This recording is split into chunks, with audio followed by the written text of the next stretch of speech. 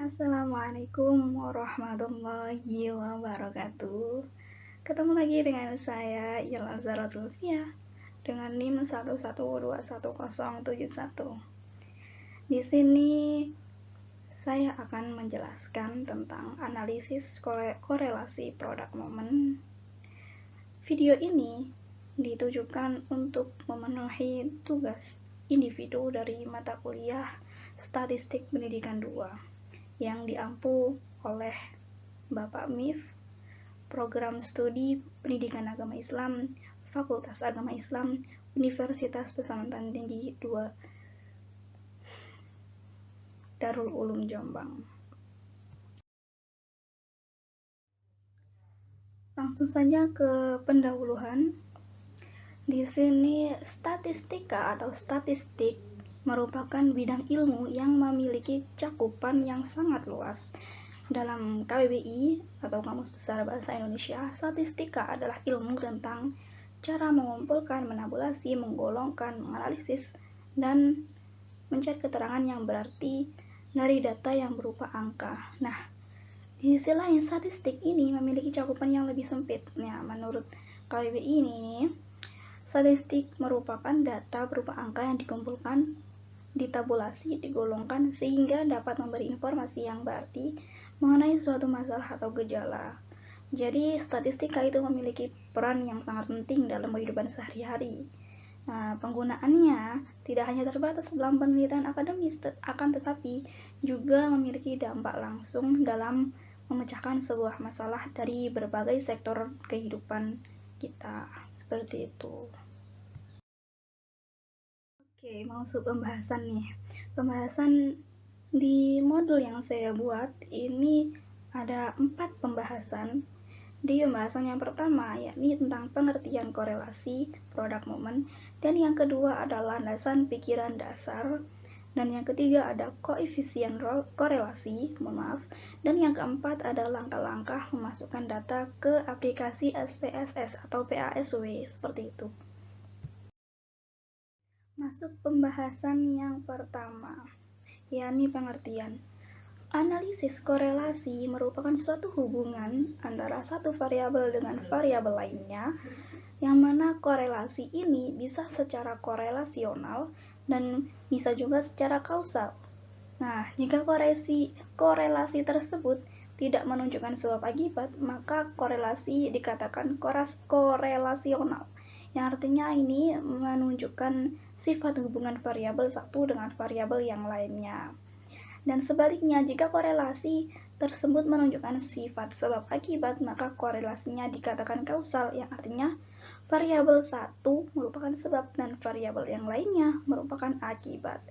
Nah, dari inilah kita bisa membuat atau mengangkat kasus berupa korelasi person atau korelasi produk momen, seperti itu.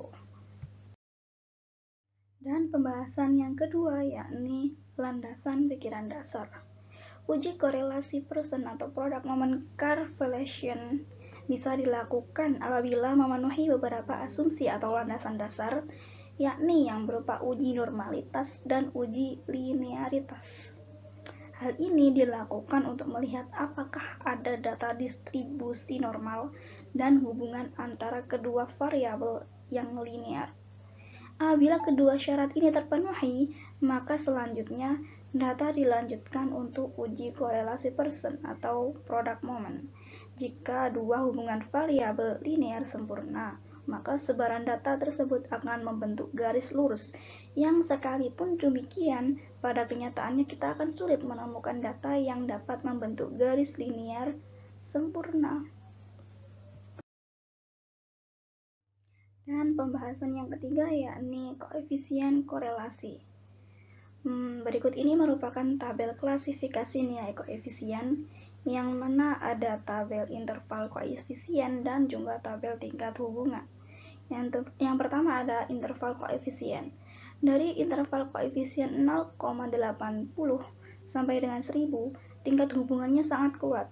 Dan yang kedua ada interval koefisien 0,60 sampai 0,799, yakni tingkat hubungannya kuat.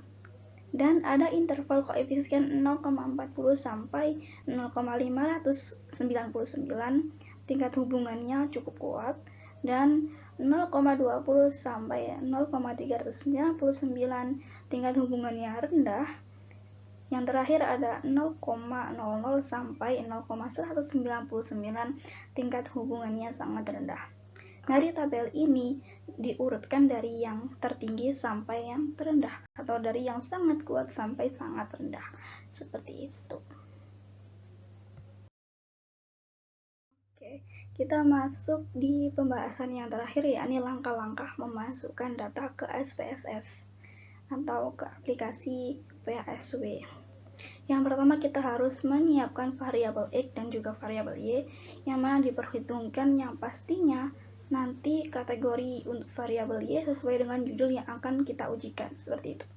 Yang pertama, masukkan data ke SPSS. Data ini bisa kita ketik dulu di Word atau di Excel gitu ya. Terus nanti kita salin dan dimasukkan ke aplikasi PASW. Nah, caranya bagaimana? Caranya kita membuka aplikasi PASW atau SPSS ini, lalu kita klik File, New, sampai Data, seperti itu. Lalu kita memberi nama variabel dari variabel yang akan kita buat dengan cara kita mengklik variabel view, dan setelahnya di variabel view kita membuat dua nama. Misalnya kita membuat nama motivasi dan nama prestasi, seperti itu. Dan nanti kita beralih ke data view, yang mana nanti di data view akan otomatis ada kolom motivasi dan juga kolom prestasi, seperti itu.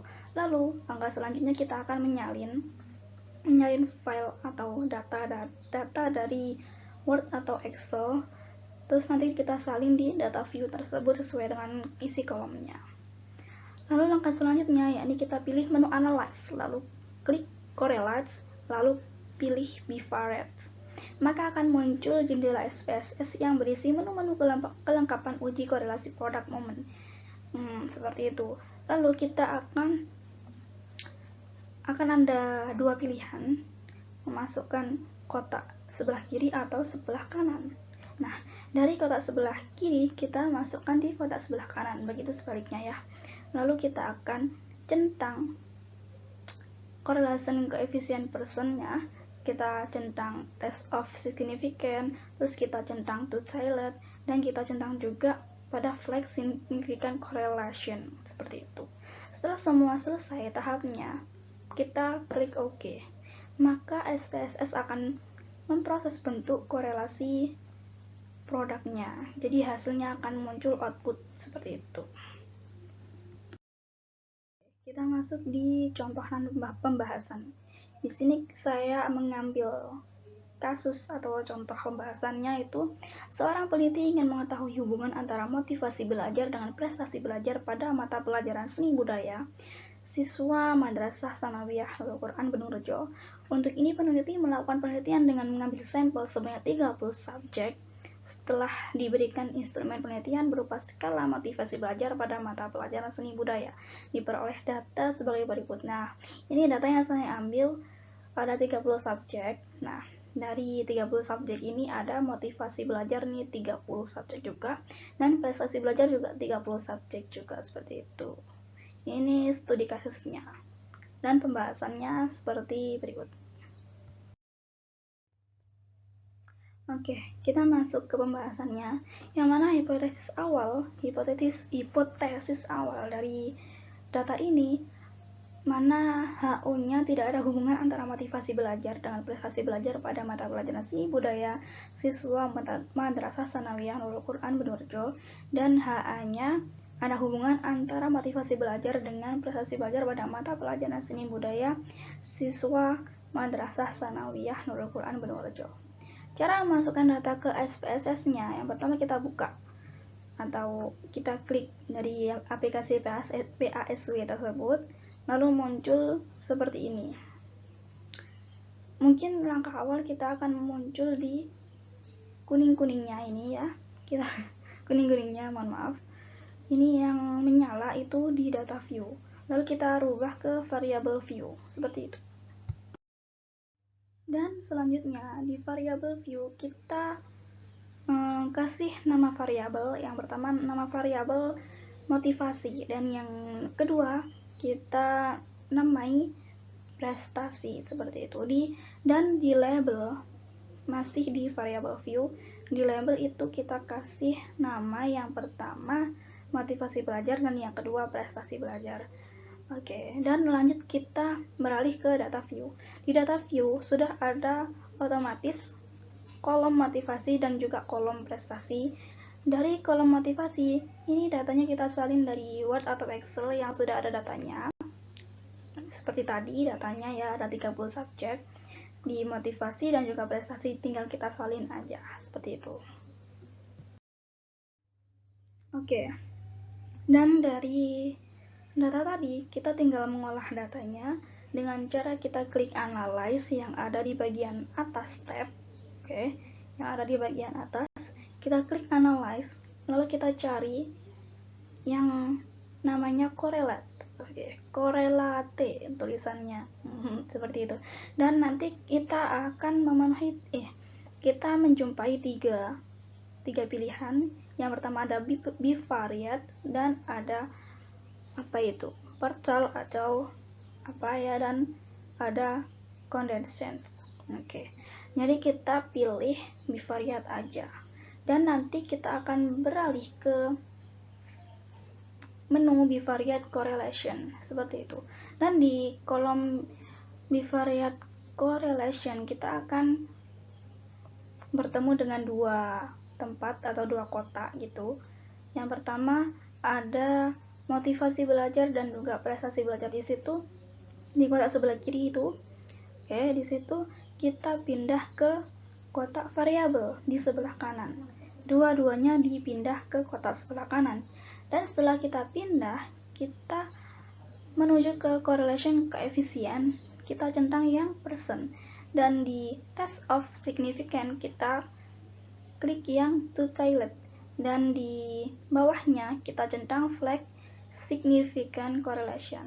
Dan setelah itu kita klik OK, seperti itu, untuk mengetahui apa output dari SPSS-nya, seperti itu. Oke, dan ini adalah output dari SPSS atau dari data yang kita olah tadi. Seperti ini tampilannya, seperti itu. Oke, dan dari output SPSS atau output dari data yang kita olah tadi, kita bisa interpretasikan atau kita bisa kasih keterangan dari output tadi, yakni pada tabel correlation diperoleh harga koefisien sebesar 0,937 dengan signifikansi sebesar 0,000. Berdasarkan data di atas, maka dapat dilakukan pengujian hipotesis dengan membandingkan taraf signifikansi atau p-value dengan galatnya. Jika signifikansi 0,05 maka HO diterima, dan sebaliknya maka HO ditolak. Pada keputusan ini, pada kasus ini terlihat bahwa koefisien korelasi adalah 0,937 dengan signifikansi 0,000, karena signifikansi kurang dari 0,05 maka HO ditolak, seperti itu. Berarti HA diterima. Artinya ada hubungan yang signifikan antara motivasi belajar dan prestasi belajar, seperti itu. Dan untuk ini maka kita perlu menggunakan R-tabel yang hasilnya seperti ini. Oke, R-tabelnya nanti seperti ini, seperti dalam tabel ini di sebelah kanan kita. Oke, dan di sini cara menghitung R-tabelnya dengan cara N-2 sama dengan 30 subjek tadi. N itu subjek ya, dan 2-nya ini sudah otomatis dari harga R-tabel. Jadi 30 dikurangi 2 sama dengan 28. Jadi tadi itu ketemu 0,361 harga R-tabel, seperti itu. Dan berdasarkan hasil koefisien korelasi tersebut, dapat dipahami bahwa korelasinya bersifat positif, yang mana semakin tinggi motivasi belajar, maka semakin tinggi pula prestasi belajar siswa. Seperti itu. Oke, kita sudah berada di kesimpulan. Jadi kesimpulan dari semua pengolahan data yang kita ambil dari data A tadi, penelitian ini membuktikan bahwa ada hubungan yang signifikan antara motivasi belajar dengan prestasi belajar mata pelajaran seni budaya siswa Madrasah Sanawiyah Nurul Quran Benurjo.